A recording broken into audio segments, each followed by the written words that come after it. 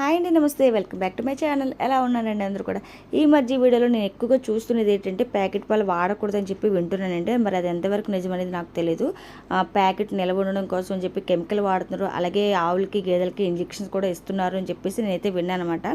So channel అయింది, అప్పటి నుంచి కూడా మేమైతే ప్యాకెట్ పాలు అనేది మానేసాము.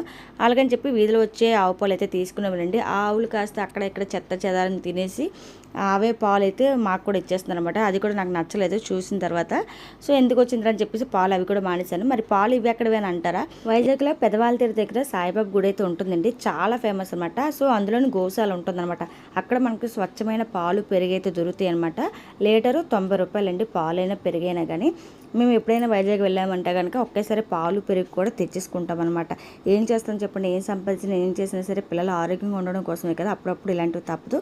మరి మీరు వీడియోని ఇస్తే కనుక ఒక లైక్ చేయండి. పాలపై మీ అభిప్రాయం ఏంటని కామెంట్ చేయండి. బాయ్.